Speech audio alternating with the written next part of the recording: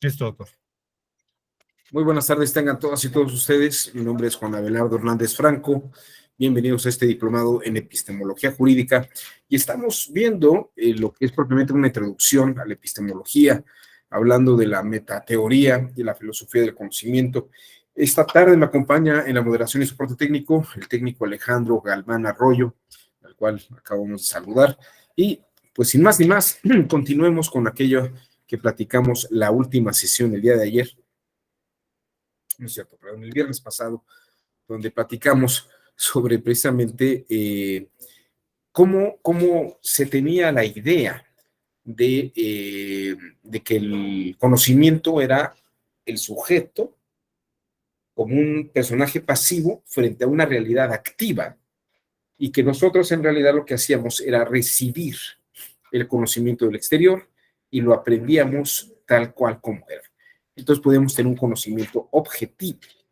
Sin embargo, vimos hacia el final de la sesión del viernes que ocurre un fenómeno importante. Cuando aparecen las nuevas teorías del conocimiento y nuevas teorías físicas, incluso la forma de percibir lo social, pasamos de pensar que nosotros percibíamos la realidad de una forma unívoca, de una forma específica y que todo el mundo percibía lo mismo porque era la misma realidad, a darnos cuenta que la realidad está en constante cambio y movimiento y que depende de perspectivas con las que esté viendo.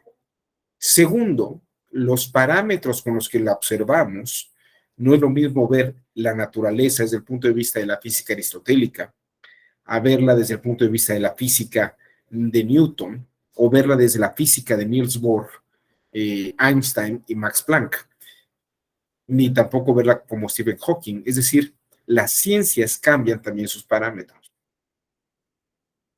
Y en tercer lugar, el observador. Nos damos cuenta que puede percibir las cosas de distintas maneras, dependiendo de su proceso de pensamiento, su proceso evolutivo de pensamiento. Hoy vamos a dedicarle tiempo a esto para verlo más a fondo. Entonces, en el momento que ya no tenemos un observador pasivo y una realidad que se revela por naturaleza sola, sino que tenemos una serie de percepciones subjetivas con parámetros diversos y una realidad que está incluso en constante cambio, o no es una construcción objetiva exacta, en ese momento, en ese momento, desaparece la idea de la teoría del conocimiento tradicional. Y tenemos que entrar en el campo de lo que se conocerá como, como la teoría epistemológica moderna. Esta teoría epistemológica, sin duda alguna, tiene otras vertientes de conocimiento. Y platicamos la vez pasada que esta vertiente del conocimiento, esta vertiente epistemológica, es fenomenológica. ¿Y qué debemos entender por fenomenología?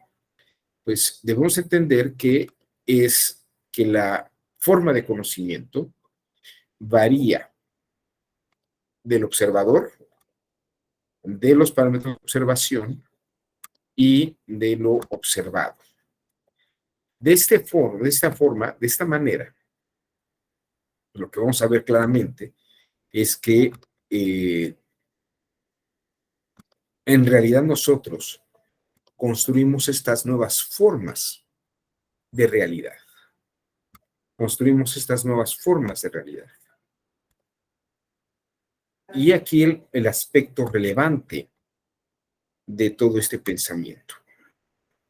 Porque en el campo jurídico ya no es el observador que ve las cosas naturalmente, ni tampoco el parámetro observado es el mismo, porque hay una forma dinámica de observación, y tampoco el fenómeno que se observa, que es el fenómeno jurídico, tiene una naturaleza objetiva per se que no cambia, sino que puede modificarse.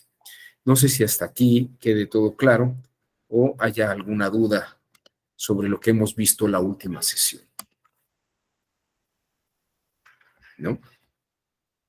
Bueno, es que no sé si se congelaron las imágenes o todavía me siguen escuchando. Bueno, yo asumo que sí me están escuchando. Sí, sí, lo escuchamos perfectamente. Ah, sí, perfecto. Gracias. Bueno, entonces, si ustedes me permiten, vamos a ver la siguiente etapa. ¿Qué es lo que surge? ¿Qué forma de teoría del conocimiento surge epistemológicamente? ¿Qué teoría del conocimiento aparece desde este punto de vista fenomenológico? Y pues hoy vamos a hablar vamos a hablar de propiamente un modelo que nace en este periodo histórico, que es el tema del constructivismo. El constructivismo. Para hablar del constructivismo, vamos a hablar principalmente de dos personajes muy importantes. El primero de ellos es Gregory Bateson, este pensador inglés, que tuvo varias etapas en su vida. Primero como, diríamos, zoologista, cercano al campo de la biología. Luego estuvo trabajando en el campo de la antropología social.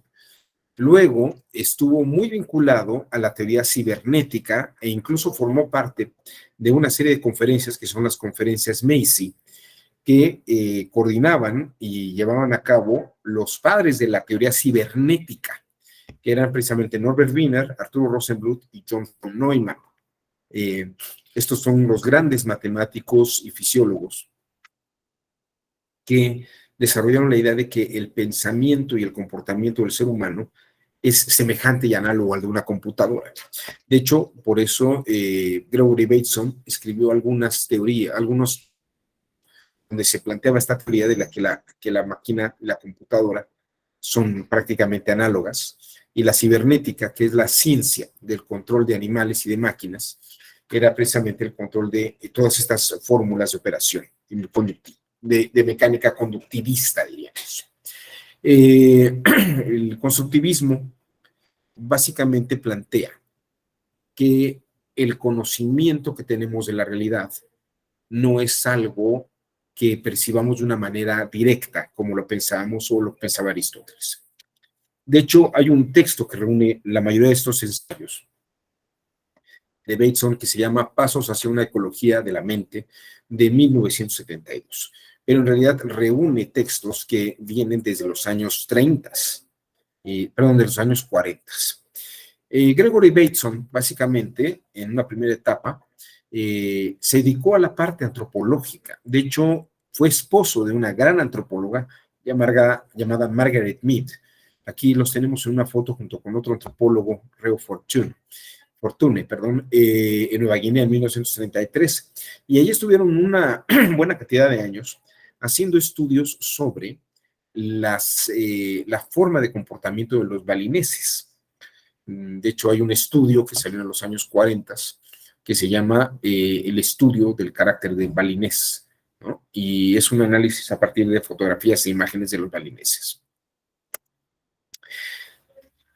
Gregory Bateson plantea, después de hacer estos análisis, que, bueno, hay formas distintas de comportarse. La antropología le revela formas distintas de comportarse a la gente dependiendo de la misma realidad. Y él detecta que la forma de ver la realidad no es estándar, no es unívoca. Incluso él como psicólogo, como analista de la psicología,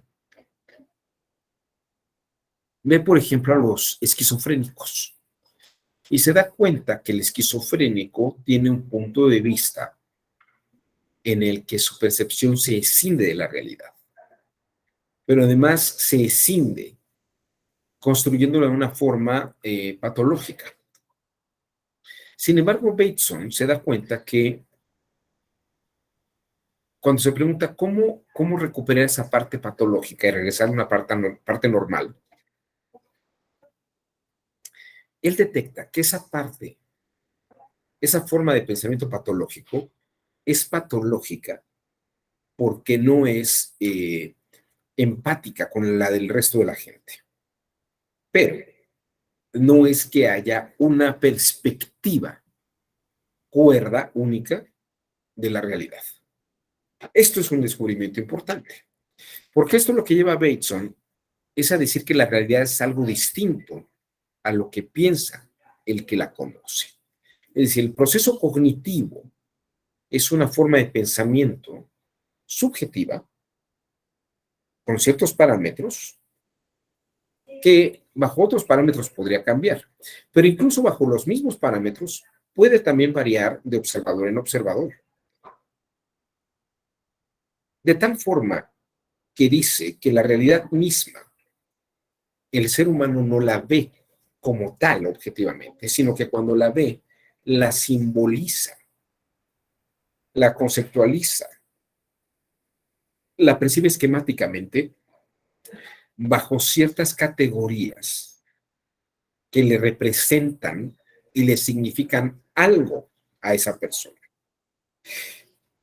Para que se entienda esto, él utiliza de hecho una frase de un escritor llamado Alfred Korzybski, que dice, el mapa no es el territorio. O sea, el mapa es la descripción física de un lugar. Nosotros vemos el mapa y vemos los límites, pero podemos ver y simbolizar en el mapa territorios. Y el secreto aquí esencial está en que la noción de territorio no es una descripción objetiva de la realidad, sino que es una simbolización subjetiva del que está viendo el mapa. Bateson dice que el mayor problema en el mundo es el resultado de la diferencia que hay entre el mundo de la naturaleza o la naturaleza y la manera en que la gente lo piensa. En ese sentido, no hay una experiencia objetiva. De hecho, nadie puede salirse de su cabeza para ver qué hay afuera de ella. Esto habíamos visto que es un axioma que está en Kant y está en Descartes. Nadie puede salirse de su cabeza para ver qué es lo que hay afuera de ella. Pero lo que nos queda claro es que cuando dialogamos con los otros, hay con quienes compartimos puntos de vista y hay con quienes no los compartimos. En ese sentido, toda la experiencia es subjetiva. Y aquí diría Bateson que el hecho de que podamos coincidir con algunas personas es que hay un ejercicio de doble acción o empatía doble, en la que las personas que lo ven desde nuestra perspectiva también son empáticas en la forma lingüística. Y la forma en que lo simbolizamos tiene que ver con nuestras historias personales, con nuestras formas de pensamiento personal, nuestras propias creencias. Entonces, vean ustedes, Bateson parte de este tema de que el mundo no es como lo percibimos. El mundo no es como lo percibimos. Sin embargo, lo construimos. Y por el otro lado, hay varias, desde la parte de la esquizofrenia hay quien lo ve mal y hay quien lo ve bien, porque hay empatía. Ahora, aquí hay otra cosa muy importante. Siguiendo el parámetro de la ciencia cibernética, que asumía que el cerebro y la computadora son análogos, diría, bueno, sí, todo mundo, así como el lente óptico de una computadora percibe algo, también el ojo humano percibe algo. Pero la computadora no lo simboliza. La computadora no le da un sentido subjetivo a aquello. Es decir, la computadora puede describir el mapa, pero no definir territorios. La definición de territorios es un tema subjetivo. Yo con la computadora puedo clasificar resoluciones judiciales, pero el análisis de las sentencias, de las resoluciones, ese es un tema de simbolización. ¿Cuáles tienen unas resoluciones naturales? ¿Cuáles tienen razonamientos forzados?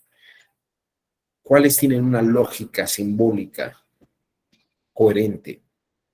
¿Cuáles utilizaron parámetros distintos, por ejemplo, en las formas de resolución? ¿Cuáles siguieron ciertos estándares probatorios? ¿Cuáles no? En ese sentido, Bateson dice, la máquina no puede hacer esas simbolizaciones. En 1956, el científico inglés Gregory Bateson publicó en Estados Unidos Hacia una teoría de la esquizofrenia, un trabajo que innovaría los enfoques dentro de la psicología. Sus proyecciones e implicaciones filosóficas formarían parte de una corriente de pensamiento conocida como constructivismo.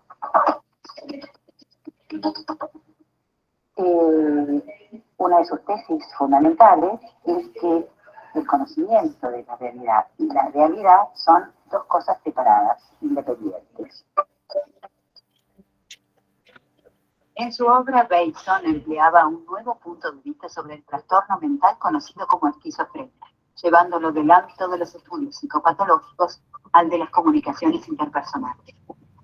Entre los aspectos propios de la esquizofrenia se encontraban alteraciones y disfunciones cognitivas del individuo, así como en su capacidad de adaptación a la realidad. En busca de una explicación que no fuera la de enfermedad mental que ofrecía la psiquiatría clásica, Bateson recurrió a una herramienta teórica desarrollada pocos años antes, la cibernética. Lo voy a simplificar con una cosa que nos acordamos todos, posiblemente de la escuela, en la teoría de la comunicación. Hay un emisor y un receptor. ¿Se acuerdan de los canales y en el medio que hacíamos raros, que eran el ruido? Bueno, esto sigue siendo válido, pero se completa esta idea con la idea de que una vez que se da se emite una señal, una información, el emisor y el receptor, hay una conducta de retorno. Hay una retroacción desde el receptor nuevamente hacia el emisor. Las ideas de Bateson y sus colaboradores harían del pensamiento constructivista uno de los más revolucionarios de la historia de la psicología. Una de las ideas centrales del constructivismo es algo que usamos bastante a menudo, lo escuchamos bastante en la vida cotidiana: el mapa no es el territorio. ¿Qué quiere decir esto? El mapa no es el territorio. Que si lo que podemos hacer con la realidad es conocerla, en realidad lo que estamos haciendo es haciendo un mapa de la realidad. Estamos cartografiando la realidad permanentemente.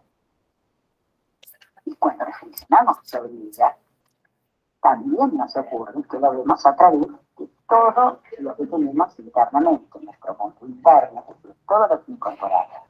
Lo incorporamos a través de nuestros órganos perceptivos, sensoriales, y esto se instala en lo que tenemos adentro, que son nuestras experiencias previas, creencias, que hemos ido incorporando a lo largo de nuestra vida.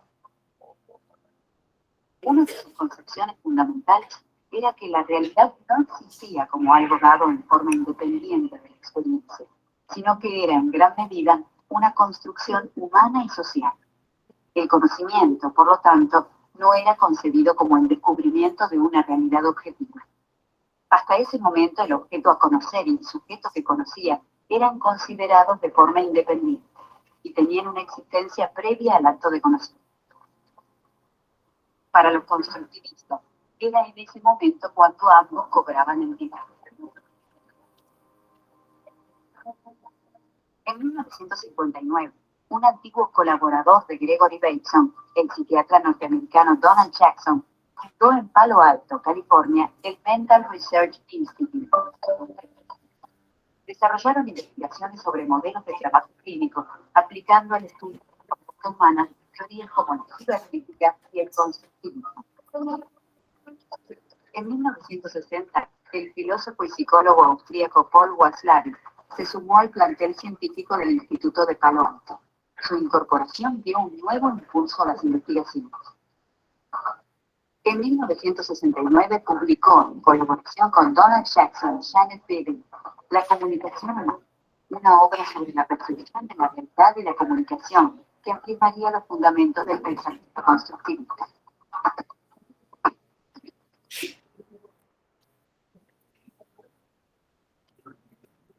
Vamos por partes, diríamos, en este sentido. Bateson, entonces, distingue que no hay una forma de percibir la realidad única, pero sabe que hay formas empáticas y formas que no son empáticas. Y es un poco lo que llamaría luego la teoría de la comunicación. Es decir, por ejemplo, es cuando alguien está discutiendo, les voy a poner este ejemplo, una persona le dice a la otra, bueno, ya, perdóname, te hice un daño, te pido perdón. Y la otra persona le dice, pero es que esa forma de pedir perdón no suena muy convincente. Lo puedes decir de una manera más convincente.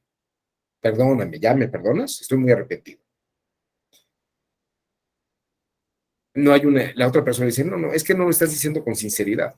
Allí se dicen frases, se dicen palabras, pero no hay una empatía de doble comunicación. No es como uno quisiera entenderlo y como el otro lo está diciendo. Claro, uno está diciendo algo y el otro está diciendo lo mismo, pero en sus formas, no es un significado, en su sentido. La persona está oyendo una disculpa, pero no oye la sinceridad que quisiera escuchar. Y la otra persona simplemente es que tampoco esté tan arrepentida porque tampoco piensa que hizo algo tan malo, ¿no? Pero él está dando una disculpa, le pide una disculpa a la otra parte. En ese sentido, no hay una conexión significativa empática. Entonces, no hay una comunicación real. No hay una comunicación real. Usted puede decir, no, pero es que las palabras lo están diciendo. Pues sí, pero la forma en que lo está diciendo no es correcta. Fíjense ustedes qué interesante es la epistemología en ese sentido. Parecería que incluso hay que considerar los sonidos, los gestos, las maneras de expresarse para detectar el sentido que el que está emitiendo un mensaje, el otro lo está recibiendo de la misma manera. Es decir, no basta con las palabras. Que es aquí lo que estaba diciendo esta profesora, que dice Bateson. No es solamente la emisión de las palabras y las frases, sino que hay una especie de retroalimentación interna que tiene que ver con las emociones, los sentimientos. Tal vez habría que decir, perdóname por favor, mientras uno está llorando, ¿no? Con voz entrecortada para que suene un poco más sincero. Esto es teoría de la comunicación. Y esto es lo que Bateson y Watzlawick detectan en Palo Alto, en el Centro de Estudios Mentales. De hecho, quiero que vean ustedes que Paul Watzlawick lo comenta, lo analiza en una obra que se llama,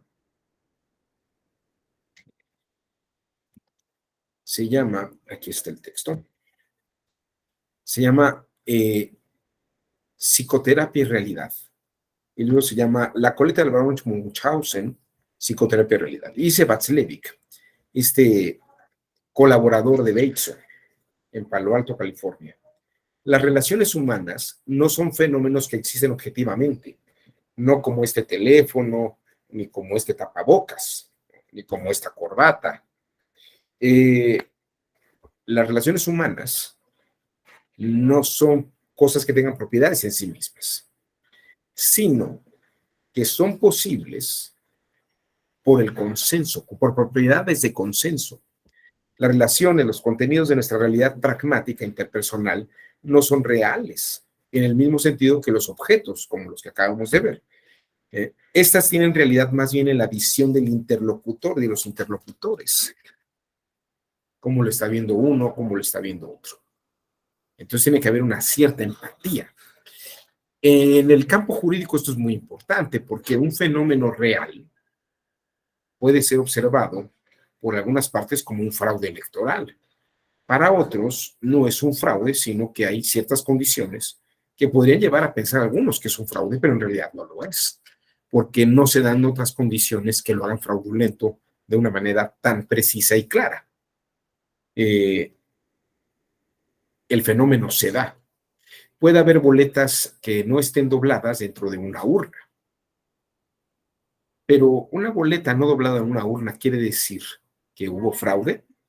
Bueno, todo el mundo pensaría, es que las boletas para poder entrar en la urna tienen que doblarse.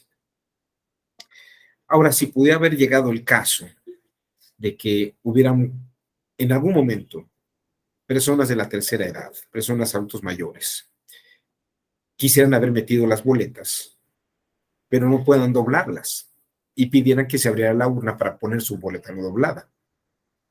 O sea, podrían ocurrir varias cosas. Lo que hay que probar es que una boleta no doblada fue sembrada, ¿no? O habría que probar que la pusieron porque alguien quería que se pusiera, aunque no podía doblarla, y quería ponerla dentro de la urna. Estas son las cosas que el fenómeno real es el mismo, pero la intención, diremos que la realidad está mapeada de esa forma, está de esa manera. Pero la estructura simbólica, la esquematización simbólica, para unos es un fraude y en la causa de pedir, ¿no? Están pidiendo que se anule la elección. Para la contraparte, digan, es que no hay por qué anular la elección, sino si no hubo una causa real de daño.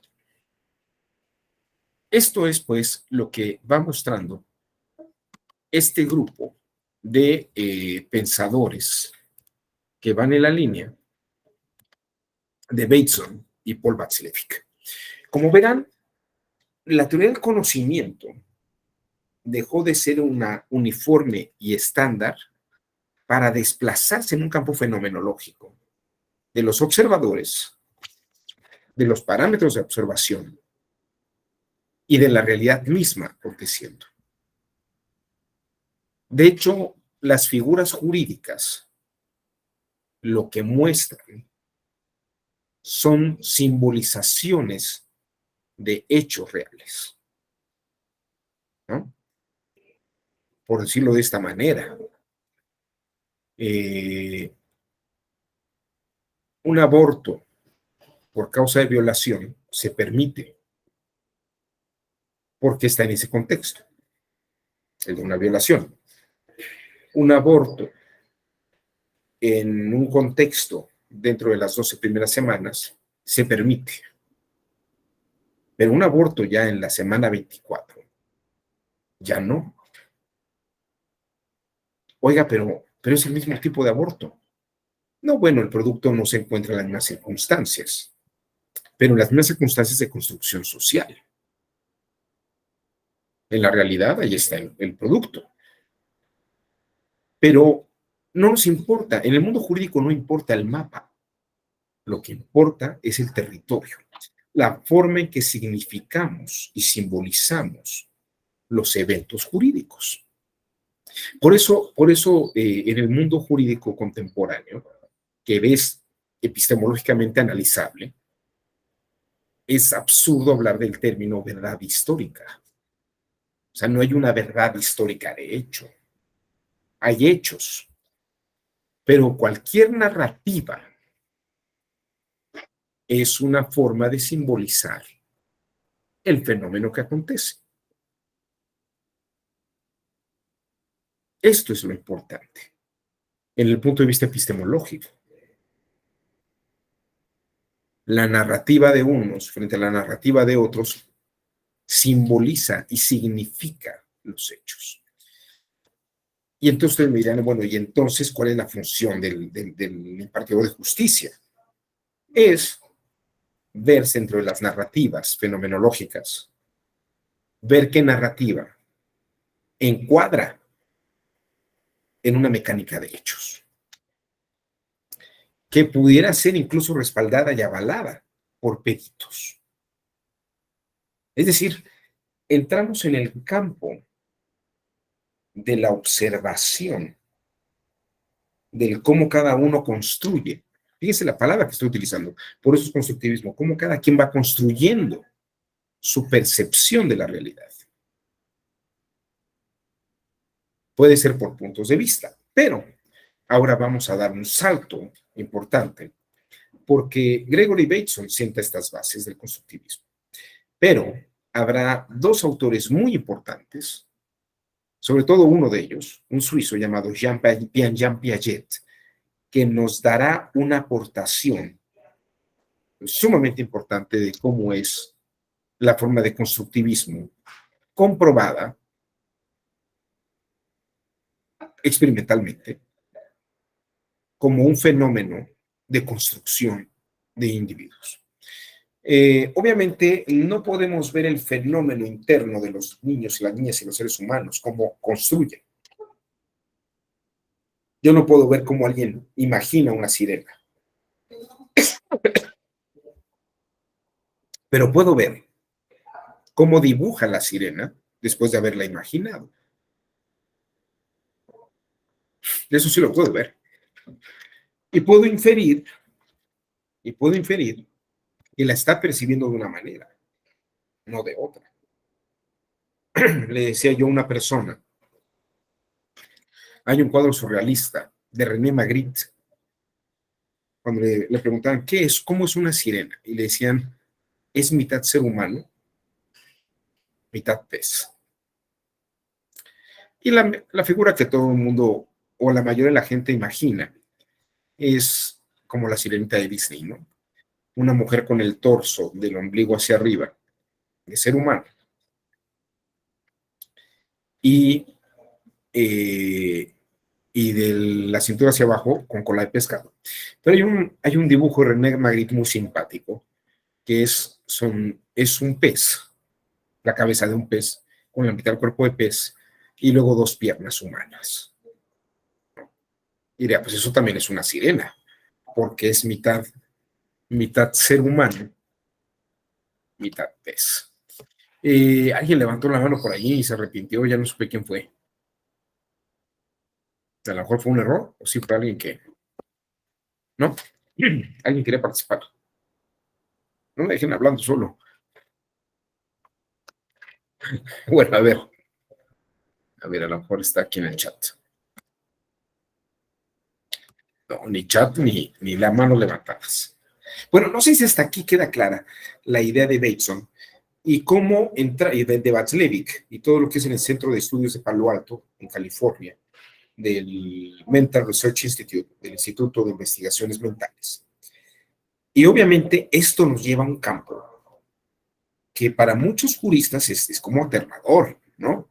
Porque seguimos todavía, fíjense, el modelo de teoría del conocimiento, el modelo episteme que maneja el derecho en muchos juzgados y tribunales, sigue siendo un modelo muy aristotélico, muy empirismo, muy de, aquí la realidad no es de distintos polos, aquí hay unas cosas que son evidentes y reales, ¿no? Pero fíjense, incluso hoy en día, hablar sobre juzgar con perspectiva de género es un tema epistemológico, ¿no? Eso es un tema epistemológico. Y, por ejemplo, y no solamente me refiero desde un punto de vista feminista, sino hablar desde la construcción de las comunidades. Cuando me han pedido que imparta algunos cursos sobre lenguaje ciudadano, sentencias con lenguaje ciudadano, lo primero que les digo es esto, hay que ver a quién va dirigida la sentencia, porque no es lo mismo hacer una sentencia dirigida para gente de la Colonia del Valle en la Ciudad de México, que hacer una sentencia para la comunidad Mije en Oaxaca. Son dos formas distintas de hacer una resolución, porque las formas significativas son distintas.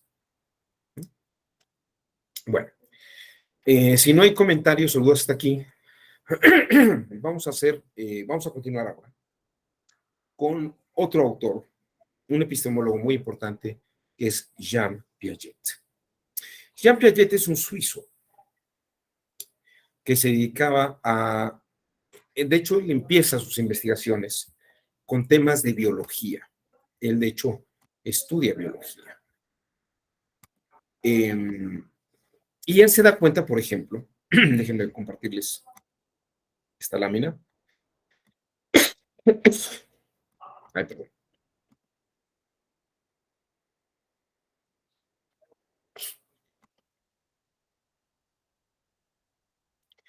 Jean Piaget, por ejemplo, se daba cuenta que estos pequeños moluscos, los moluscos más sencillos en su naturaleza, hacían este tipo de conchas muy elementales, ¿no? Suavecitas, pequeñas, arriba a la izquierda.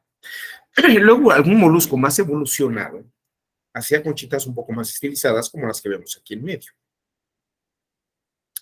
Y había otro grupo de moluscos mucho más desarrollados que hacían estos hermosos nautilus o conchas marinas, mucho más grandes, con ciertas formas que pueden ser estéticamente muy, muy bonitas o muy, se ve que hay mucho más desarrollo llevado a cabo. Yo no sé si ustedes lo sepan, pero lo que dice Piaget es que, bueno, no dice Piaget, eso lo dice la biología. Cuando un bebé nace, eh, el corazón, los pulmones, el estómago están terminados de desarrollar. Pero el cerebro no. El cerebro todavía tardará cerca de 18 años en terminar de crecer. Y entonces dice Piaget, claro, un cerebro de una niña o un niño entre los 3, 4 años tiene capacidad para hacer ciertas operaciones como las del molusco pequeño. Pero en la medida que el cerebro va evolucionando, puede hacer operaciones mentales mucho más complejas que un molusco más evolucionado puede hacer. Digo, en mutatis mutandi, en analogía. Y un cerebro de un adulto puede razonar de una forma mucho más desarrollada, más abstractiva, que el cerebro de una persona que menos ha desarrollado sus capacidades o que tiene menos capacidad porque tiene un cerebro mucho menos desarrollado. Es por eso que una niña o un niño de 3, 4 años no puede pensar como un adulto o un adolescente. Y un adolescente no piensa como un adulto, precisamente porque se dan esos parámetros de diferencia. A esta teoría, Jean Piaget la llamó psicogénesis o también epistemología genética. Es decir, dependiendo de la evolución del cerebro, los seres humanos pueden hacer más o menos operaciones complejas y complicadas. Y aquí, por ejemplo, habrá un estudio más adelante de Lev Vygotsky, Alexander Luria, de Lev Vygotsky y Alexander Luria, que son dos soviéticos, en los que complementarán con Piaget una idea muy importante. No basta con que el cerebro evolucione, sino que tiene que ser estimulado con ciertas actividades que le desarrollen capacidades atractivas. Es decir, una niña o un niño de 5 o 6 años que no aprenda matemáticas o que no aprenda a leer y escribir, su cerebro ya está en una etapa de hacer operaciones abstractivas básicas. Pero si no las estimula con matemáticas, con escritura, no las va a desarrollar. Va a quedarse pensando como si fuera de 3 años, 4 años. Y cuando la niña o el niño evolucionan a los 7, 8, 11 años, puede desarrollar habilidades abstractivas más grandes, pero necesita que se le estimule con lecturas, con operaciones más complicadas, multiplicaciones, divisiones. En la secundaria, el cerebro del adolescente, y el adolescente, tiene habilidades atractivas mayores, pero necesita ser estimulado, porque si no es estimulado, esa persona se queda pensando con formas abstractivas menos complejas. Miren, vamos a ver este videito. Es un video que creo que va a ser muy ilustrativo para muchos.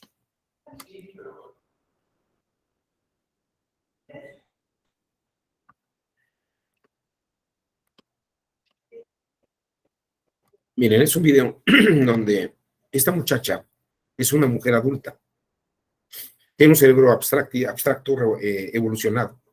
Pero fíjense que no puede realizar una operación abstractiva y no es por un error de su mente, es que su cerebro no ha sido desarrollado en habilidades abstractivas. Okay. Got a question. Right, it's a pretty straightforward question. You've got to imagine something, all right? Imagine you go to a pizza shop, yeah, and you order a pizza.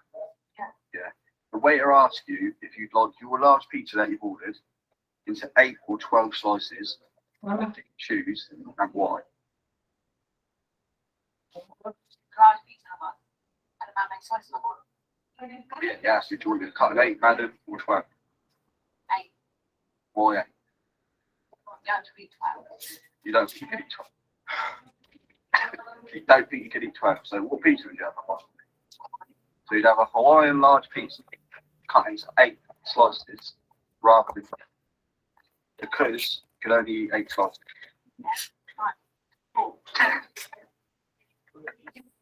What are you laughing for? Let me get this straight, yeah? You're telling me that you would order a large Hawaiian pizza and you'd have it cut into 8 slices because you couldn't eat 12 of the same pizza. Yes, because I can't eat the extra 4 slices of bread. Not bad, got it?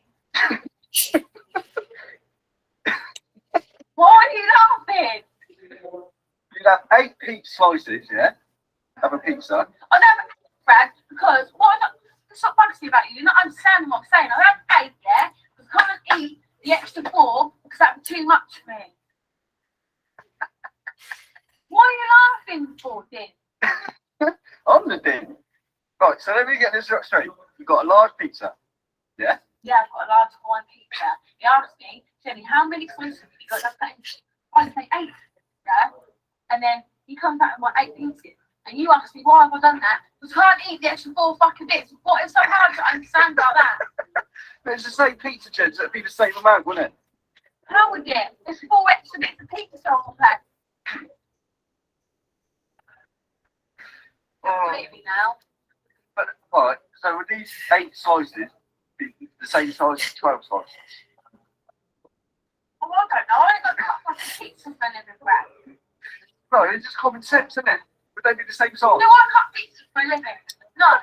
So how am I going to know if they're the same size or not? Do you make your fucking pizza when you go to a pizza restaurant? It's the same pizza. What you're not getting at is, it's the same pizza. So you'd have 8 over 12, yeah? Yeah, because I can't eat fucking 12 express. I can eat 8, but an extra 4 will make me fucking too full up. You're not getting what I'm saying, are you? You're not getting what I'm saying though, are you? No, listen. No, you're not getting what I'm saying. You asked me how many pieces I have. I said I have 8 of these. Can't eat 12. Why can't you understand that? What are you not understanding? If you got the same pizza and it's cut into 8 slices, yeah? And then you cut the same pizza into 12, you're still eating the same pizza. So no matter what size, how many slices you get, it's still going to be the same, isn't it? No, because one's 8, one's 12. Oh, fucking ridiculous. Well, I couldn't get it. One is 8 and one is 12.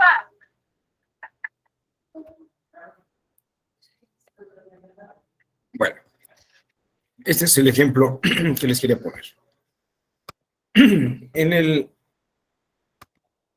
En la visión del constructivismo de Piaget, al igual que la de Bateson, hay una construcción de la mente, de la realidad y de la mente humana. Pero esto es mucho más complejo en el sentido de Piaget, porque dice, los empiristas como Aristóteles pensaban que el cerebro o la mente humana, la psique, no tenía nada implícito dentro de su cabeza. Entonces, cuando yo veía un objeto como un cubo, lo veía y podía abstraer la esencia y ponerla en mi mente, ponerla en mi cabeza. Luego, un discípulo Aristóteles era discípulo de Platón. Y Platón, por ejemplo, pensaba que nosotros tenemos ideas de nuestra mente. Esto lo platicamos el viernes. En realidad, cuando yo veo un objeto, mi mente tiene ciertas formas antes de la experiencia, a partir de las cuales yo comprendo o categorizo el objeto que está fuera de mi mente. Y en ese sentido, pues en realidad es un innatismo que voy reconociendo, o sea, cuando lo conozco nuevamente, a partir de la mente, de las reminiscencias y de lo que mi mente tiene en sí misma de manera innata. Para el constructivismo de Piaget, hay una mezcla de las dos cosas. O sea, Bateson tiene razón en cuanto que conocer y la realidad son dos cosas distintas. Pero Piaget se mete a explicar cómo ocurre esa construcción interna de la mente.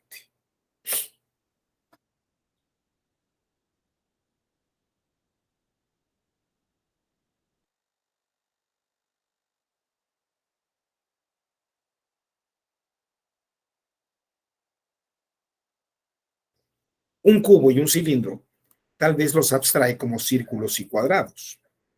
Si le pides a una niña o un niño de 3, 4 años, 5 años que dibujen un cubo o un cilindro, a lo mejor dibujarán círculos y cuadrados. En cambio, cuando le pedimos a alguien mucho más grande, un adolescente, que dibuje el cubo y el cilindro, como el cerebro está más evolucionado y tal vez ha sido estimulado para hacer dibujos abstractos, podrá dibujarlo de esta forma. Entonces, para Piaget, el constructivismo es una mezcla entre innatismo platónico y empirismo aristotélico. Sí hay una percepción del objeto, pero como diría Aristóteles, lo que se piensa al modo del recipiente. Y ese modo del recipiente Aristóteles pensaba que era de una manera, pero Piaget ve que ese recipiente puede ser de varias maneras, porque depende de la forma evolutiva de aquello. Este es Jean Piaget explicando esta idea. J'aimerais dire d'abord 2 mots de l'idée centrale de notre épistémologie génétique, parce qu'elle est presque toujours mal comprise. Les uns me prennent pour un empiriste, et même pour un néo-behavioriste, comme l'a fait Perlin, parce que je soutiens que la connaissance part de l'action exercée sur les objets. Or, une action sur les objets, c'est pas du tout la même chose que tirer la connaissance des objets eux-mêmes. Il y a donc là une première confusion. Les autres me trouvent au contraire néo-maturationnistes ou même innéistes, étant donné que je fais appel à l'action du sujet. Mais ils oublient. Perdónenme, creo que no se está viendo el video, ¿verdad? ¿O sí estaba viendo? Este último video no se aprecia. Perdón. Este último video no se ve. A ver.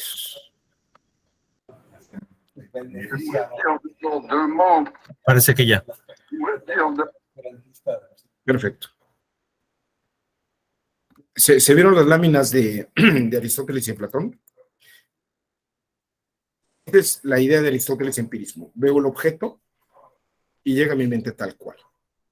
En Platón yo tengo la idea y cuando la veo en el exterior, la identifico.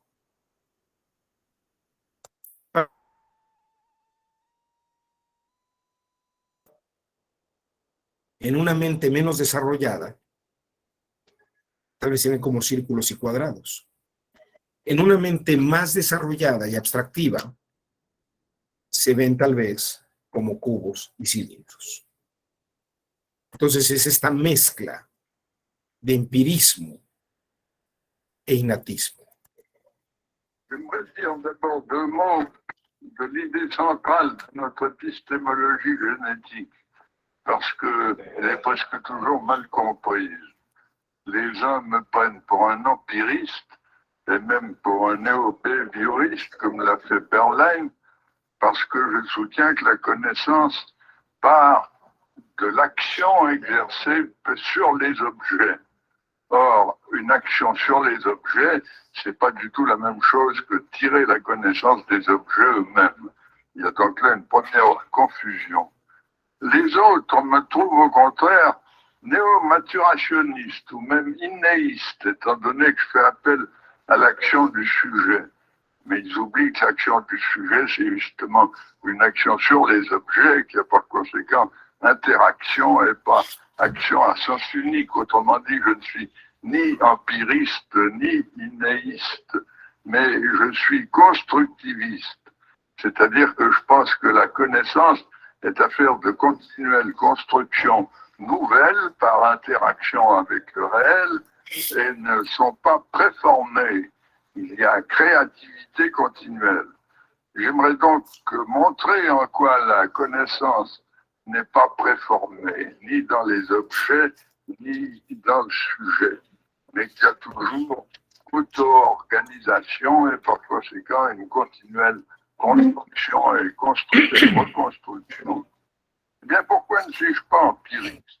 L'empiriste pense que la connaissance est une sorte de copie des objets, une copie fonctionnelle, comme disait Hull. Or, ça n'est jamais une copie. Elle est toujours une assimilation, c'est-à-dire une interprétation par intégration de l'objet dans des structures antérieures du sujet. Bien. Piaget descubre en los laboratorios Binet de París, cuando comienza su carrera científica, que las niñas y los niños de ciertas edades cometen las mismas apreciaciones de las cosas. No diría que son errores, porque son formas en que el cerebro llega a hacer ciertas abstracciones. Por ejemplo, les pone 6 rosas rojas y 3 margaritas, y les pregunta lo siguiente. Les pregunta si hay más género o especie. Esa es una pregunta abstracta. O flores. El niño o la niña tienen lo que le pasó a esta muchacha de la pizza. Observan y solamente piensan y razonan a partir de lo que ven. No te han desarrollado la capacidad abstractiva de entender el género flores. Y lo que dicen es, hay más flores rojas. ¿Por qué? Pues mira, hay 6 flores rojas y solamente 3 amarillas, 3 margaritas. Hay más flores rojas. Hombre, pero las otras también son flores, todas son flores. Sí, pero me preguntaste que hay más. Sí, si flores o flores rojas. Bueno, yo veo más flores rojas, quiere decir que hay más flores rojas. Solamente 3 margaritas. Es decir, las niñas y los niños no entienden, por lo menos hasta los 5 años, no tienen esta capacidad abstractiva de distinguir géneros y especies. Si veo puros botones de plástico y 2 son blancos y los demás son negros, y le pregunto a una niña o un niño de 4 años o de 3 años, ¿qué hay más, botones de plástico o botones negros? Me dirá que botones negros porque es lo que más ve. No abstrae incluso que los botones blancos también son de plástico. Y no es que sea tonto o distraído, es que su capacidad abstractiva no llega al nivel de detección de eso. Lo mismo cuando ve, por ejemplo, 2 vasos de agua que están en el mismo nivel, iguales los vasos. Si tomo un vaso más angosto y más largo y vacío delante de esa persona uno de los vasos y le pregunto, ¿hay más agua en este vaso que en los otros 2? Y dice sí, porque es más alto el nivel. En ese sentido, tenemos una prueba de que la observación directa de la realidad, lo que se llama pensamiento concreto, que es lo que veo y pienso en la realidad concreta, es lo que es en realidad. Si es más alto, hay más agua allí. Si la pizza tiene 12 pedazos, entonces hay más que comer que si solamente tengo 8 pedazos. Por ejemplo, este ejercicio es muy bonito. Si tienen 5 frijolitos en una línea y en la otra, les preguntan ¿dónde hay más? Dicen, no, pues tienen los mismos números de frijoles. Pero si yo separara un poquito más cada uno de estos frijoles, la niña o el niño diría, ahora que hay más frijoles. ¿Por qué? Porque es más larga la tira. Aunque haya visto que no se agregaron más. Donde decir que hay más es que es más largo. Y, por ejemplo, este ejercicio es muy interesante, es muy importante este ejercicio, porque ven 2 masas de plastilina o de masilla y le preguntan a una niña entre los 4 o 5 años y a un niño entre los 9 y los 11 años, ¿dónde hay más masa? En los dos casos, como las masas se ven iguales, ambos dicen que hay la misma cantidad de masa en los dos casos. Pero con que, siendo un poco más larga, la niña entre los 4, 3, 4, casi 5 años, dice, ahora hay más masa en esta. ¿Por qué? Porque es más larga. En cambio, el niño o la niña entre los 8, 9, 10 años ya tiene más capacidad perceptiva de decir, pues allí no hay más masa, porque no le hemos agregado, solamente cambiaste la figura. Y lo mismo ocurre con la de las pizzas, ¿no? Porque tenemos los dos pedazos de masa de pan y le pregunta la investigadora a la niña o al niño, ¿dónde hay más pan? O sea, ¿quién come más pan entre las dos masitas primeras? Y la niña o el niño le dice, no, pues los dos tienen la misma cantidad. Y si aplasta un poquito más una masa, dice, no, ahora la persona que come esa que es más grande, come más, aunque es la misma masa. Y si la corta en pedacitos, porque son más pedacitos, la niña o el niño entre los 3, 4, 5 años lo que va a decir, ahora come más el que tiene más pedacitos. ¿Por qué? Porque tiene más pedacitos que comer. Es un poco como lo que vimos con esta muchacha en las pizzas. Ahora, eso no es un tema de la muchacha o de una cuestión de género. Vamos a ver a un hombre bombero que le preguntan, fíjense la siguiente pregunta. Le dicen, cuando yo tenía 6 años, mi hermana tenía la mitad, tenía 3. Yo tengo ahora 70 años. ¿Qué edad tiene mi hermana? Y el bombero, que captó la estructura, que es la mitad de la edad, dice, pues ahora tiene 35, ¿no? Y no 67, porque en realidad nada más tienes 3 años menos. Pero el bombero, que no tiene esa alta capacidad abstractiva, se queda con la idea de que precisamente sigue siendo la mitad de la edad. When I was 6, my sister was half my age. Now I'm 17, how old my sister? 35, no, not 35. Right, fucking, say it slowly now. When I was 6, yeah, my sister was half my age. 3. Now I'm 70, how old my sister? Still half my fucking age, isn't it? Half the age. Fucking 35. Right. So when I was 6, my sister was half my age. Fuck you know. Now I'm 70, how old my sister?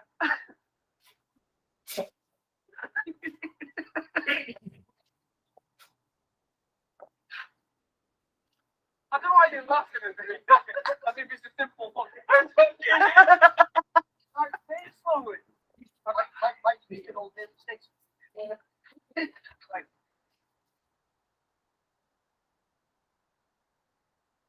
no, like, I was on technical. When I was 6, yeah, my sister was half my age.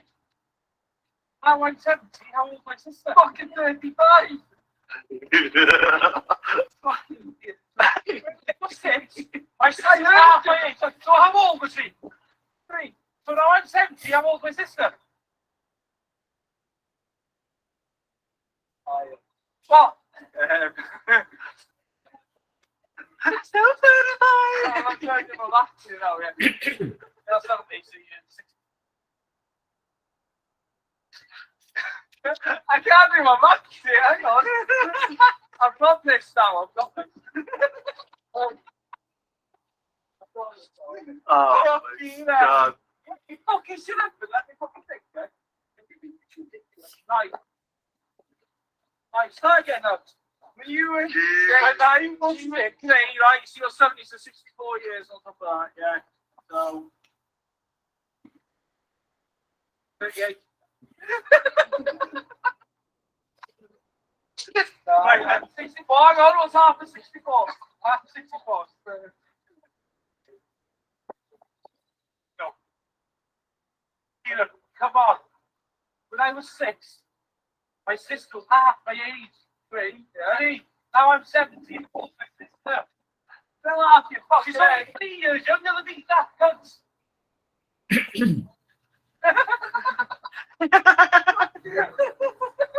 Sulla voce?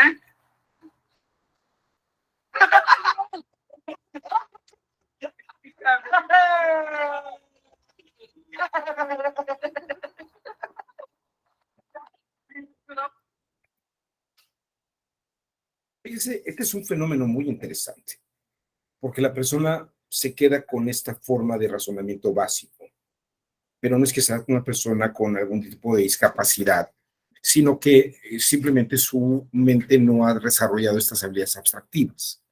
No es que está haciendo mofa ni burla de esta cosa, simplemente lo que estoy marcando es que efectivamente eh, en el esquema de Piaget están esta diversidad de elementos, ¿no?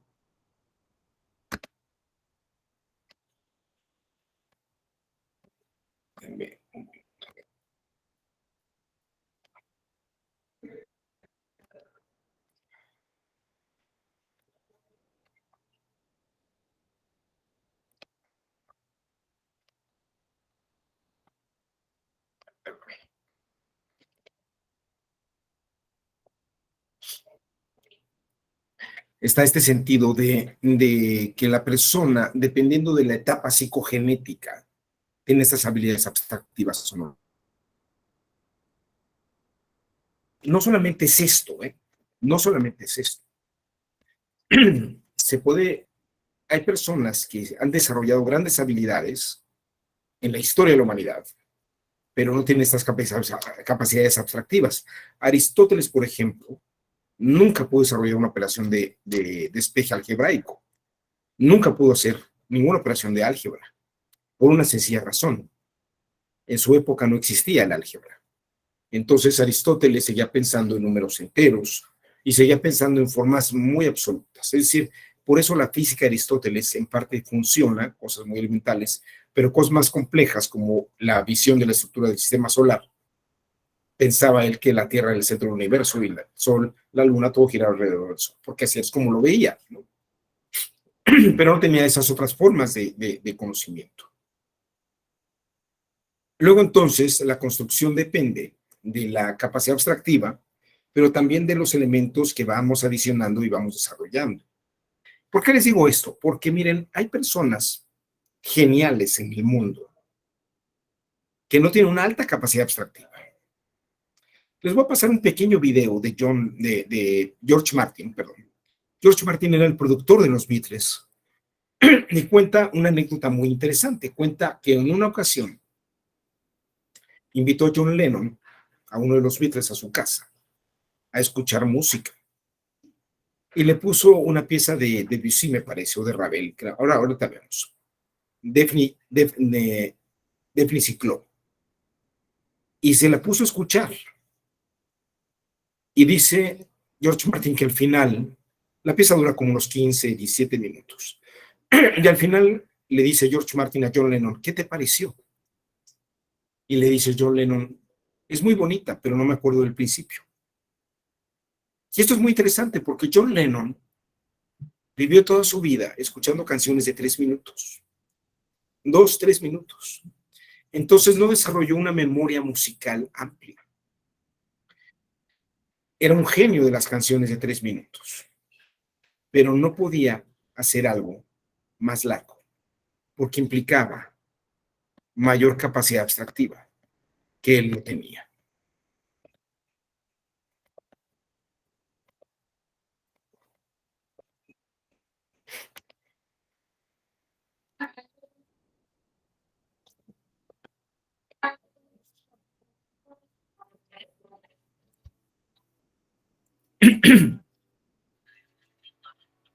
Many years ago, John Lennon and I spent an evening together in London, flat, and I played a lot of music to him. And I played an orchestral piece by Ravel, which is one of my favorites, The Deafness of Fairies. It's quite long. At the end, I said to him, what do you think of it, John? He said, well, it's great.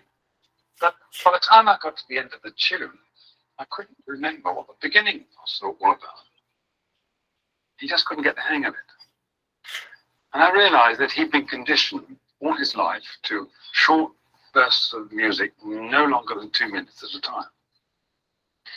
These days, we're all subjected to very short music in sound bites on television advertising and so on. And perhaps we are in danger of only listening to the things that we know and ignoring the rest. Quiero mostrarles este examen de una persona que está en primaria. Y fíjense ustedes la pregunta. Escribe con cifra los siguientes números. Y la maestra ve que la alumna o el alumno pone 10, o sea, dice 10, y la alumna y el alumno ponen el número 11. Luego le pone ella 98 y la alumna o el alumno le pone 99. Luego le pone ella 81 y la alumna o el alumno le pone 82. Y al final le pone 66. Y la persona en clase le pone 67. Ella tacha porque dice, esta no es la respuesta correcta.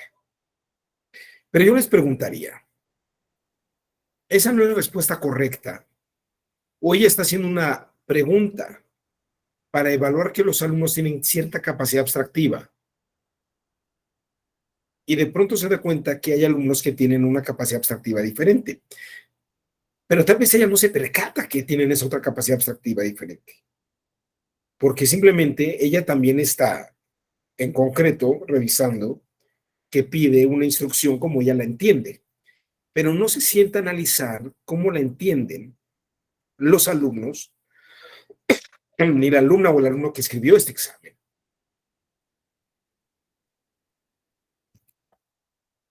Yo les preguntaría, ¿qué ven ustedes en este examen? ¿Hay un error allí? ¿O es un tema de construcción del problema y de la solución de otra forma? A ver, aquí hay... perdón, este equipo no es del video, pero esto es el video.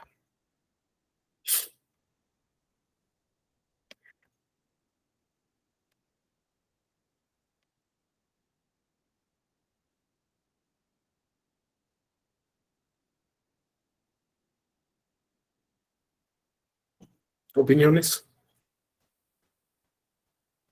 ¿Sí está mal?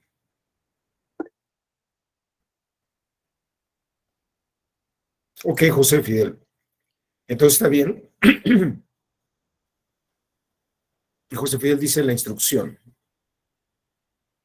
¿Pero es la instrucción lo que está mal? ¿O está bien la instrucción? ¿Hay un error aquí? ¿O precisamente aquí lo que estamos mostrando es que puede haber una instrucción y la construcción del problema y la construcción de la respuesta es distinta en razón de la capacidad abstractiva? Francisco Margarito, adelante, te escuchamos, Francisco. Ahí dice, escribe con cifra los siguientes números. El siguiente número de 10 es 11. Entonces, sí está bien, pero pues faltaría aclarar un poco más lo que se pretende en ese ejercicio, porque pues también así como está escrito, el alumno puede reclamar y resultar con acierto su reclamo, porque el siguiente número de 10 pues es 11, el siguiente número de 98 es 99 y eso lo está haciendo tal como lo dicen las instrucciones. Entonces, sí está bien o faltaría por parte del profesor, profesora, puntualizar la petición que se requiere o la pretensión que quiere de ese ejercicio. Ok. ¿Alguien más que quisiera participar y explicar esto? A ver si han puesto atención a lo que he dicho. Para Francisco Margarito es un tema de que faltan datos. Ana Cristina, levantó usted la mano, le escuchamos. Sí. Pues estamos hablando precisamente de la epistemología, ¿no? La forma en que nosotros vamos adquiriendo, pues, como el conocimiento y cómo, si es reflejo, si es de esta forma que decías, los filósofos. Y creo que aquí más que nada es esa parte de Jean Piaget, donde dice pues que el cerebro va desarrollando precisamente estas estructuras. Y quizá la estructura que tiene la maestra es diferente a la que tiene el alumno. Entonces, creo que ese es el punto fino. Que ella, para ella es una cosa y para el alumno es otra. La verdad es que creo que podremos decir que los dos tienen razón y no tienen razón los dos porque depende de esta parte de la construcción de su conocimiento. Efectivamente, Ana Cristina, el tema es que la instrucción está allí. Ahora, Francisco Margarito diría, faltan datos. Bueno, sí, si queremos que solamente haya una respuesta. Como está ahí el conocimiento o el planteamiento de la pregunta, la persona que lo contestó de una manera construye el problema de una manera. Es el que sigue en secuencia. Y a lo mejor es muy concreto ese pensamiento, muy menos abstractivo, porque es lo que sigue, es el siguiente. Pero cuando yo les digo, déjame darte el siguiente ejemplo, me refiero a punto y coma, y vamos a ver los ejemplos. Y entonces el número 10 debería estar con números 1 y 0, no 11. Pero ya eso implica un poco más de abstractividad. Tal vez la maestra estaba evaluando si le queda claro al niño eso. Pero claro, en ese nivel de estudios tal vez hay que tener esa abstractividad. La maestra no debe haber puesto esto mal. Más bien señalar en el examen, el alumno o la alumna tiene un nivel de abstractividad menor al resto del grupo. Esto no quiere decir que tenga una calificación menor. Quiere decir que tiene que desarrollar habilidades abstractivas para alcanzar el grupo, ¿no?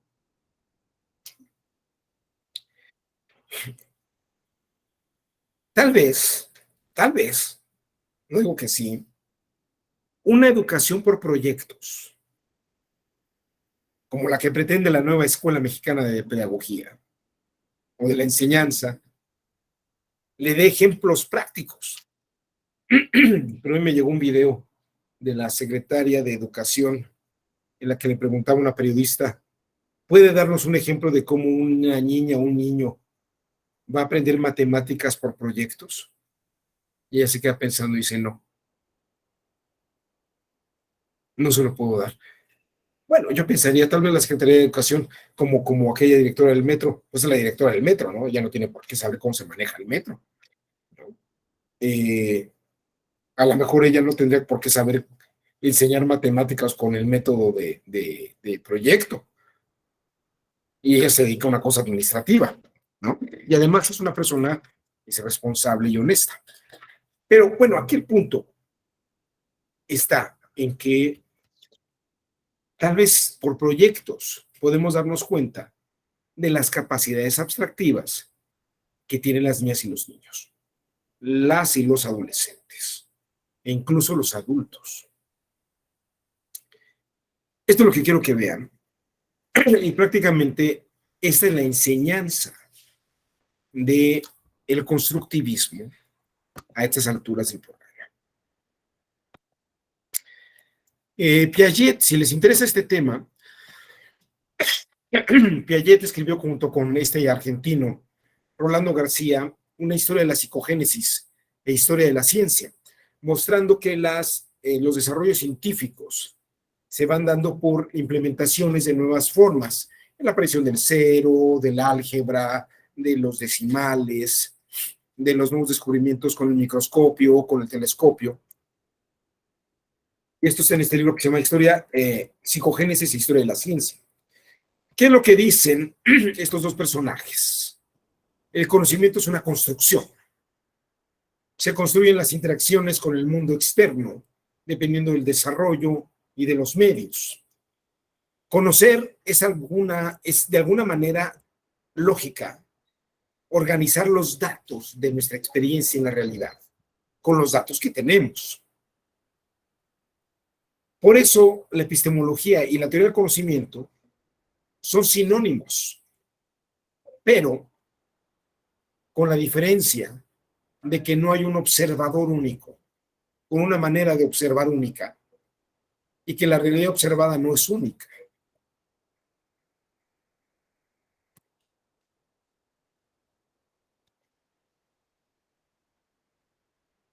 No sé si hasta aquí quede claro este tema. Ana Cristina, levanta usted la mano, adelante. La duda, decía que John Lennon había desarrollado como su capacidad para a corto tiempo poder como retener una canción, que eran 3 minutos. Y mi duda es, ¿ya había quedado así como fijado? ¿Ya no podría haberlo modificado posteriormente? ¿O sí? No, sí, claro, nadie se queda así para toda la vida, ¿no? El ejemplo también es Paul McCartney. Paul McCartney se puso a escuchar los conciertos de Brandenburgo y gracias a eso dio un salto del She Loves You al Penny Lane. Si usted escucha Penny Lane, tiene una trompeta barroca al modo de Bach. O cuando escucha usted Eleanor Rigby, escucha una orquesta de cámara. O sea, Paul McCartney era un poco más aplicado en ese sentido. John Lennon no tanto, pero Paul hacía su tarea, ¿no? Por eso tal vez es un músico tan brillante como se le ha considerado. Y me parece que esto es interesante. Por ejemplo, Freddie Mercury, y esto para los que vieron esa película que se llama Rapsodia Bohemia, Freddie Mercury pensaba implementar en la música del rock la ópera, pero esto a la gente de su época le parecía absurdo, le parecía extraño, ¿no? Pero para Freddie Mercury le pareció un proyecto muy interesante, ¿no? Y a nuestros días, Rapsodia Bohemia es una mini ópera rock. Pero es una forma de evolucionar la música. Aquí la pregunta interesante sería saber si en las cantantes contemporáneas como Billie Eilish, Dua Lipa, los Imagine Dragons, son creativos musicalmente en nuevas dimensiones. Para mí sigue siendo un misterio Maluma, o más misterioso Bad Bunny. ¿No? ¿Dónde está la fascinación? Creo que está en quinto lugar de los nombres más buscados en Internet. Bueno, es el primer nombre que aparece en la lista de Internet a nivel mundial. Lo que más busca en personas no es Andrés Manuel López Obrador, no es Johnny Depp. Lo que más busca la gente en el mundo del Internet es Bad Bunny. Para mí es un misterio. Yo no lo sé. Tal vez mi apreciación musical no alcanza esos niveles. Pero bueno, a la gente le gusta, ¿no? Es un tema de modelos epistémicos. Tal vez diría Marshall McLuhan que estamos viviendo en una época en la que el modelo epistémico es más elemental que abstractivo, en alta abstractividad. Dicen, es que ahora los jóvenes no piensan tan complejamente y tan profundamente. No lo sé. Yo creo que sí lo hacen. Lo que pasa es que también tienen gustos muy simples. Yo tengo la idea de que mientras más trabajo mental se hace, pues a lo mejor más quieren irse a divertir con cosas más elementales. Yo tengo alumnas y alumnos, más alumnas que alumnos, que son muy brillantes, entienden lecturas complejas, comprenden estructuras de pensamiento muy complejas. Y luego se van el fin de semana a reventar a un antro, ¿no? Y se saben canciones de Julián Álvarez y esas cosas. Pero yo a veces pienso, bueno, eso lo único que muestra es que tienen una mente muy desarrollada y hasta ponen eso. Yo no sé si para bajar el nivel y distraerse, ¿no? Lo malo es que solamente escuchen a Julián Álvarez o Cristian Nodal y no escuchen cosas más complejas o entiendan cosas más complejas. Ese sí sería un problema, ¿no? El que puede lo más puede lo menos. El problema es que los que no pueden menos, o sea, los que solamente pueden menos, no van a poder más. Y yo creo que no es el caso. Yo sí creo que hay capacidades atractivas más altas hoy en día. Eso de que ha bajado el nivel del IQ de la población, pero en lo absoluto lo creo. Yo no lo creo. Yo veo, por ejemplo, a mi hija, tengo una hija estudiando Derecho, tiene muchos mejores promedios que los que yo tenía, entiende cosas más complicadas que las que yo aprendí, y lo que yo aprendí me costaba trabajo entender, ella lo ve con mucha claridad. Cuando ella me dice, es que después de tanto escuchar de tantas cosas, pues ya entiendo muchas cosas. Pero yo creo que eso no es un problema de que le guste Bad Bunny. Lo que sí es interesante es que pues necesita estar escuchando otras cosas. Yo a mi hija, cuando era una bebé, le ponía Bach y a Mozart, porque decían que una bebé o un bebé, en la medida que domestica su oído a escuchar variaciones de música, su mente va ampliando su posibilidad de combinaciones sonoras. Que hubiera sido muy terrible si solamente le hubiera puesto la música del móvil, que repite la misma tonadita todo el tiempo. O que le hubiera puesto pum, pum, pum, pum, pum, pum, pum, pum, pum, pum, pum. Seguramente hubiera agarrado mucho ritmo, pero no iría más allá de los 3 compases.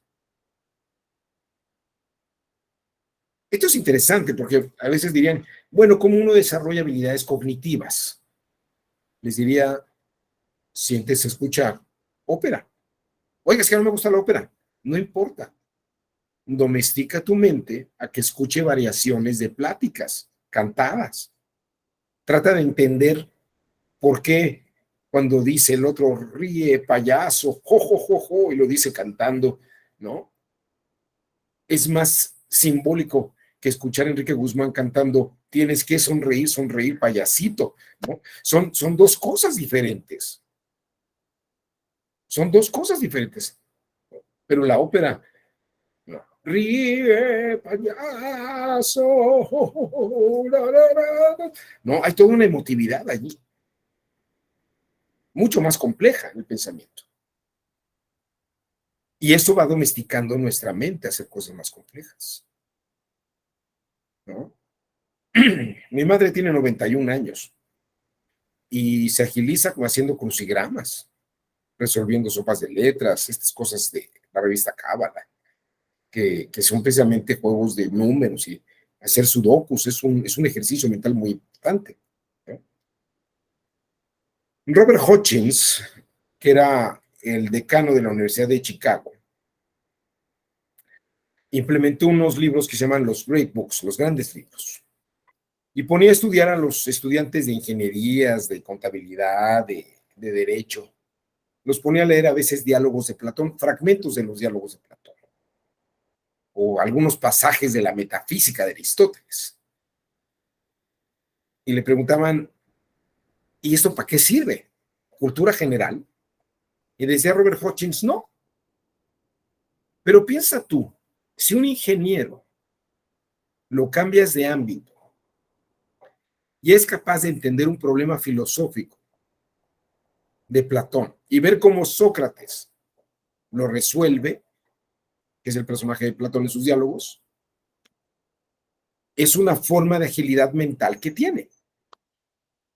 Y le estás haciendo una gimnasia en la que le rompes el esquema tradicional de la ingeniería y aprende a pensar de otra manera. De hecho, los grandes avances en cada una de las ciencias y de los saberes se da porque se trasladan analógicamente procesos de pensamiento de unas áreas a otras. Yo no sé si ustedes lo sepan, pero Copérnico era astrónomo en sus ratos libres. Él era abogado egresado de la Universidad de Bolonia y fue el primero en escribir sobre la devaluación de la moneda por inflación. Porque en la Polonia de su época, habían dejado de circular las monedas de metal, de plata y de oro, y empezaron a emitir monedas de otros metales de menos valor. Había más flujo, pero el valor no era igual, y generó la inflación. Y esto es interesante porque esto también llevó a Copérnico a pensar, si cambia el parámetro, cambia la lógica. Entonces, cambiar, por ejemplo, la idea de que el Sol era el centro, digo, la Tierra era el centro del universo, y pensar que el Sol era el centro del universo, y se dio cuenta que la medición de los movimientos de los planetas era más exacta, pues dijo, es que lo que debe ser más lógico es que el Sol sea el centro y no la Tierra, ¿no? Entonces, esto es interesante cuando uno tiene otras áreas de conocimiento, desarrolla y amplía, de acuerdo a lo que dice Piaget, sus capacidades abstractivas cognitivas. Y epistemológicamente desarrolla una inteligencia mayor. Yo creo que aquí está un poco lo interesante de que en la Escuela Judicial Electoral se en materias como pensamiento crítico, lógica, epistemología y algunas otras cosas que no necesariamente son puramente electorales. O sea, estamos viendo estos enfoques con un impacto electoral, sobre todo de manera procesal. A mí me parece que la epistemología en materia procesal es muy interesante, porque la Escuela de Nueva York, por ejemplo, esta Escuela de Derecho de Nueva York, y cada vez ganando más terreno en los Estados Unidos, esta idea de que los testigos, los peritos construyen historias y que las juezas y los jueces verifican que la construcción coincida con una mecánica de hechos, es muy importante. Es muy importante. Ahí es donde creo que se da este valor potencializado, sin duda alguna. Se potencializa el conocimiento. Bueno, ya me quedan unos minutos, si a ustedes les parece, sigo adelante. Ustedes me pueden decir, bueno, ¿podemos ver algunos ejemplos jurídicos de este famoso constructivismo? Fíjense, a mí me gustó mucho hacer este experimento. Lo hice para mis alumnos de licenciatura hace muchos años. Pero creo que es un ejemplo muy legítimo. En Roma, a principios de la era cristiana, había dos escuelas jurídicas muy importantes, la de los proculeyanos y la de los sabinianos. Y lo que era muy característico es que las respuestas jurídicas que daban a los asuntos eran diametralmente distintas. Por ejemplo, voy a poner 3 ejemplos. No quiero que pierdan de vista este caso de la masita y de la abstractividad. Miren, primer caso. Una persona es propietaria de un lienzo y descubre que otra persona ha pintado sobre su lienzo. Y ve la pintura y le gusta la pintura. Entonces, el personaje A, dueño del lienzo, le dice a B, oye, pues mira, hiciste un trabajo sobre mi lienzo, no me pediste permiso, pero está muy bonito tu lienzo, digo, tu pintura, me la voy a quedar, pero te voy a pagar el trabajo que hiciste. Y entonces el pintor, el sujeto B, le dice al dueño del lienzo, ¿sabes qué? Es que tu lienzo ahora vale más por el trabajo que yo ya le hice. Te propongo algo, te pago la materia prima, o sea, tu lienzo, y me quedo yo con la pintura porque ahora ha adquirido un valor mayor. La pregunta que nos hacemos en este caso es ¿quién lleva más? ¿Quién tiene predominio y preferencia? Los proculeyanos, que eran seguidores de la tradición de las 12 tablas, y diríamos las resoluciones del periodo preescriturístico, o sea, de un periodo menos anterior al desarrollo de la escritura procesal. Es decir, se sellan las 12 tablas por memoria y por oralidad. Decidían que tenía preferencia el que pintó sobre el lienzo, que la forma impuesta al lienzo cambiaba su naturaleza, ¿no? Es decir, como si la bolita de plastilina, por el hecho de hacerse más larga, ahora tuviera otro valor. Eso es una forma menos abstractiva de ver las cosas. Los sabinianos, por el contrario, consideraban que el dueño del lienzo, por accesión, se convierte en el dueño de la pintura. Porque era mi lienzo, la pintura se anexó al lienzo. Entonces, para el sabiniano, la preferencia la tiene el dueño del lienzo. Como verán, son 2 soluciones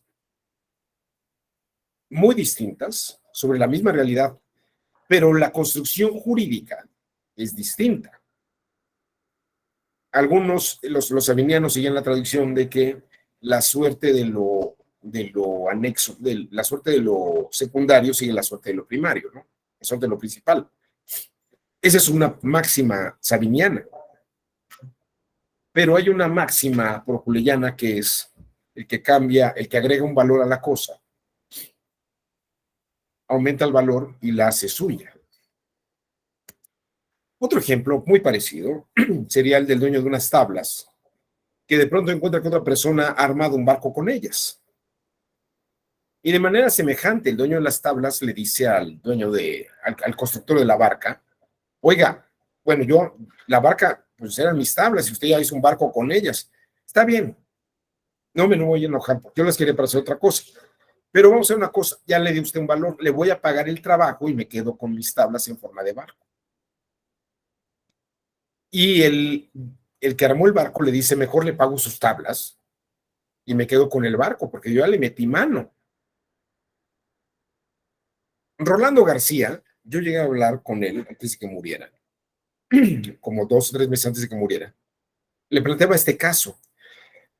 Y él me decía, él no era abogado, era un científico argentino, me decía, es que si ya le metió valor, si ya le metió mano de obra, entonces es un valor distinto. Sí, pero jurídicamente existe la visión de que lo secundario sigue la suerte de lo principal, lo accesorio sigue la suerte de lo principal.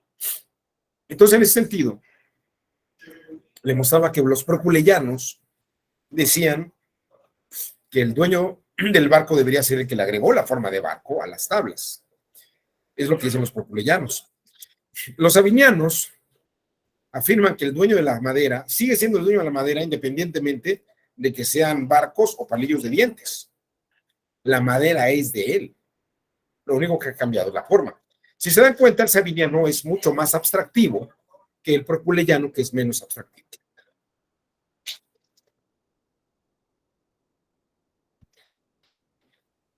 Caso 3. Y yo creo que aquí van a entender muchas cosas.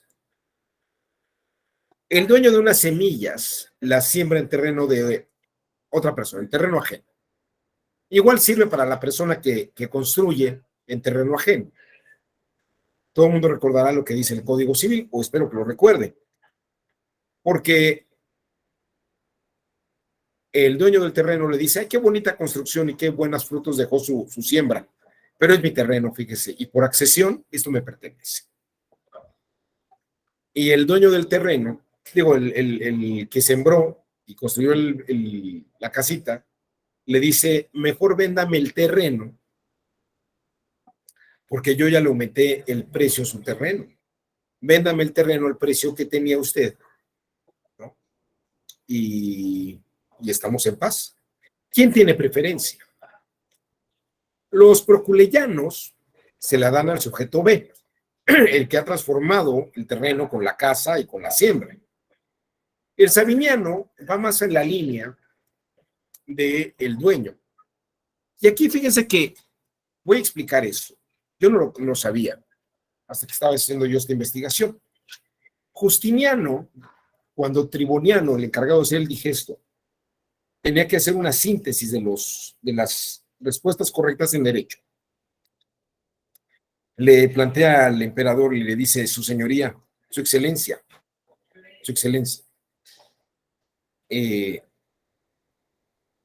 estas son las 2 respuestas que tenemos para este caso, la de los proculeyanos y la de los sabinianos.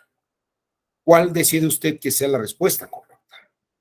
Y Justiniano dice, fíjese qué bonita respuesta, si hay buena fe, la de los proculeyanos. Si hay mala fe, la de los sabinianos. Por esa razón, en el Código Civil tenemos este artículo 901. Fíjense, esto tiene un origen medieval, alto medieval. El que edifica, planta o siembra de mala fe en terreno ajeno pierde lo edificado, plantado o sembrado sin que tenga derecho a reclamarle indemnización alguna del dueño del suelo ni de retener la cosa.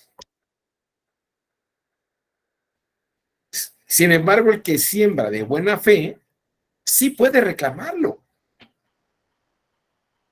Entonces ven ustedes que las dos respuestas son acertadas, pero Justiniano aplica una para buena fe y la otra para mala fe. En la realidad actual, hay juezas y jueces, magistrados y magistrados, que tal vez en razón de que creen que algo es más justo, lo piensan de manera menos abstractiva. Y hay quien piensa que para resolver en justicia un asunto hay que resolverlo de manera más abstractiva, considerando otra serie de factores y de variables. Esto lo que muestra es que el derecho no es estático, ni tiene reglas absolutas, sino que dependiendo del contexto, las circunstancias, las condiciones, se puede construir una respuesta jurídica pertinente ad caso.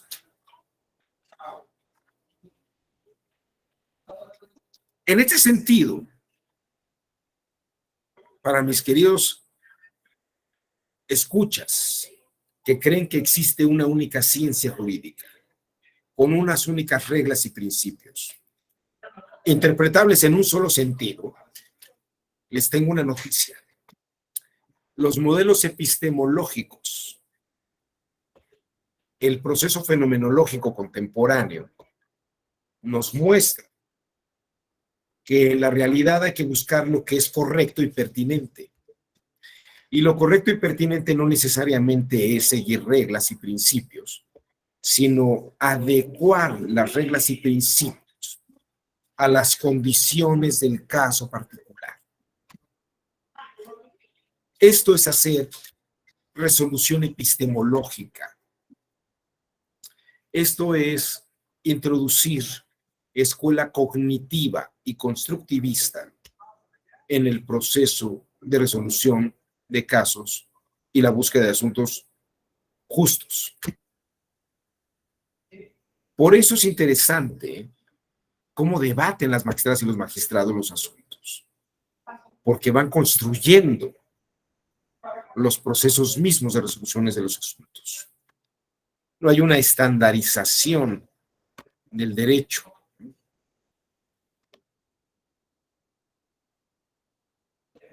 Hasta aquí la introducción a la epistemología jurídica electoral. Lo que veremos de aquí en adelante son estas formas de construcción de los diversos aspectos de materia electoral, de materia jurídica en materia electoral. Espero que haya sido de su interés y que haya sido muy revelador. Pero antes de irnos, todavía tenemos unos minutos. A mí ya se me cerró la garganta, pero ¿alguien quisiera comentar algo? ¿Alguien quisiera agregar algo? ¿Alguien quisiera quejarse de algo? No sé. ¿Comentarios? A ver. Bueno, ya que no quieren hablar. Sabes, doctor, una vez estábamos platicando aquí con unas compañeras en la oficina y yo les decía que a nosotros que nos tocó estudiar el famoso binomio cuadrado perfecto, que para qué nos servía, ¿no? Y entonces una de ellas que es de profesión pedagoga me decía, era precisamente para esos procesos cognitivos. Y yo dije, bueno, de haber sabido que nos quebramos la cabeza. Y creo que precisamente luego ahí se nota la diferencia, ¿no? Quienes desarrollaron más, tienen la capacidad de abstraer. Y hay gente que definitivamente, por más que uno le dice no, y no es como que no quiera, sino que sus procesos mentales no dan para eso. Pues sí, pero eso no quiere decir que estén limitados, pueden desarrollarlos, ¿no? Que fue una pregunta que hiciste hace rato, claro que uno los puede desarrollar, nada más que hay que hacer problemas de avance, de actualización. Eso es muy interesante. Yo creo que eso es lo más interesante de todo esto. Muchas gracias por el comentario, Ana Cristina. ¿Alguien más? María Eugenia, adelante, le escuchamos. Hola, buenas noches, doctor. Gusto en estar con usted en esta materia tan bonita, que nos hace pensar o reflexionar en muchas cosas, de que no todo ya está hecho o armado, ¿verdad? Sí se escucha, ¿verdad? Sí, perfectamente. Bueno, yo me quedé así como con esa de los números, ¿verdad? De repente, a lo mejor hay personas que perciben o ven tienen como un más desarrollado, o sea, la forma de percibir o de aprender o de expresar a lo mejor. Yo tengo mis hijos, siempre han tenido en ese aspecto de que ellos perciben diferente las cosas, o sea, y es muy cierto, como dice el doctor, de que, por ejemplo, un niño de la secundaria o que iba en sexto año, lo que tenía que ver o desarrollar y, o sea, tocante, pues, que estudiaron solos casi, ¿no? 2 años de la pandemia y eso.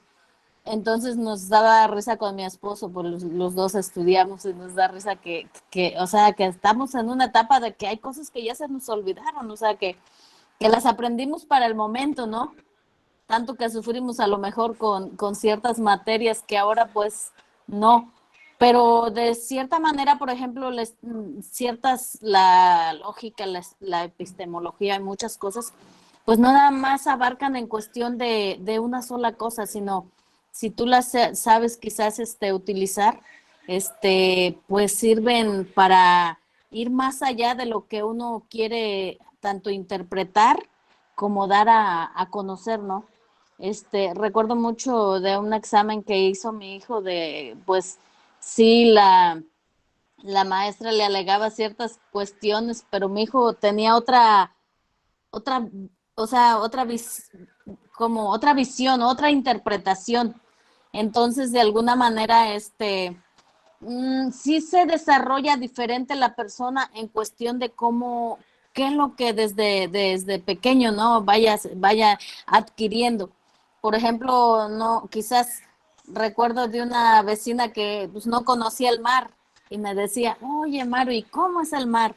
Ahí me tienes, no, pues es algo inmenso, azul, hermoso. ¿Y qué se siente? No, pues cuando vas en la playa, descalzo, la arena, o sea, pero igual, por ejemplo, yo le podía explicar 1000 veces, ¿no? Pero el hecho de yo explicarle no era lo mismo que ella fuera, sintiera, porque hasta, por ejemplo, en muchas percepciones es el olor, es el aroma, todo es un conjunto de sensaciones y todo es un conjunto de elementos para irse desarrollando. Yo me quedé con esa idea, por ejemplo, de los números. Yo ya no entendí. ¿Usted qué dijo? ¿Que le faltaba o que le sobraba o cómo? No entendí ya en ese aspecto. Bueno, María Eugenia, lo que quería yo mostrar es que en realidad la muchacha o el muchacho que hizo el examen tenía una forma de entender el problema y lo resolvió como lo entendió. A lo mejor la profesora pensaba que debía resolverlo de otra manera, tal vez con otro tipo de abstractividad. Y más que darse cuenta que la persona, que la niña o el niño, no había desarrollado esa abstractividad, se la puso mal. Y yo creo que aquí lo interesante es entender qué nivel de abstractividad tiene el alumno o la alumna. Ahorita aquí en el chat, Asael Vicente Zamorano puso un ejemplo de cómo sobre ese problema yo podía haber pensado la pregunta de otra manera y podía haberla resuelto de una forma o de otra. Pero si yo no lo hubiera pensado así, lo hubiera resuelto de la otra manera, ¿no? Le preguntaba a un profesor de medicina, a un alumno, ¿cuántos riñones tenemos? Y el alumno le dice 4. Dice, ¿cómo 4? Le acabo de preguntar cuántos riñones tenemos. Tenemos 4, profesor. Y si está usted en el segundo año de medicina, sálgase del salón. No lo quiero volver a ver. Vaya a estudiar otra vez el primer año. Se levanta el muchacho, toma sus cosas y le dice, profesor, tenemos es un plural. Y usted está hablando conmigo. 2 que yo tengo y 2 que usted tiene son 4. Agarró sus cosas y se salió del salón. ¿Era una respuesta correcta, María Eugenia?